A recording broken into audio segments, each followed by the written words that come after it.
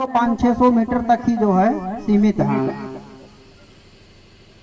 उसके अलावा हमारा ये रोटावेटर आता है, जैसा कि आपको बता चुके हैं, एक रोटावेटर दूसरा जैरोवेटर आता है। रोटावेटर में 6 फीट में 42 ब्लेड आते हैं, 48 ब्लेड आते हैं, 7 फीट में 48 ब्लेड और 54 ब्लेड आते हैं। इसमें एक साइड डिस्क दी जाती है।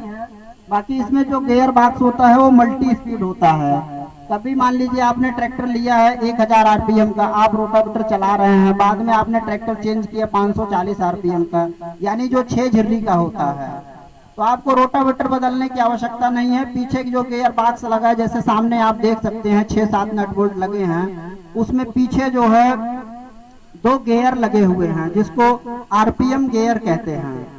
इस गियर से आप रोटावेटर की चाल बदल सकते हैं।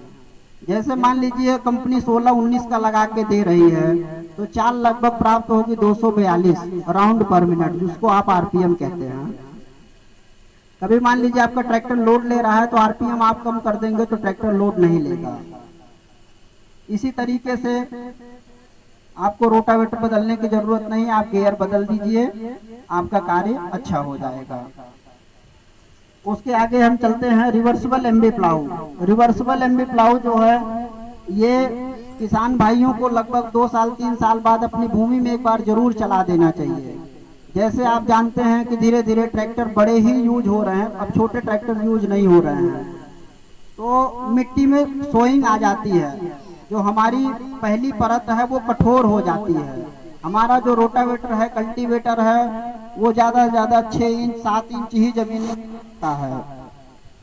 जो ये रिवर्सिबल एमबी प्लाऊ होता है, कम से कम ये 10 से 12 इंच जमीन में आसानी से घुस जाता है। ये 2 बॉटम में भी आता है, 3 बॉटम में भी आता है।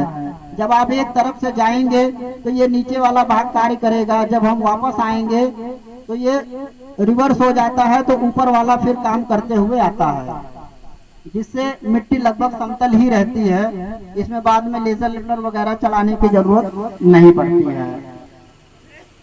उसके अलावा भी हम कई सारे यंत्र बनाते हैं, जैसे कि आपके क्षेत्र में हो सकता है कहीं थोड़ा बहुत गन्ना भी होता है, तो उसके लिए हम शुगर केन वीडर बनाते हैं। जैसे लाइन से जो बुआई होती है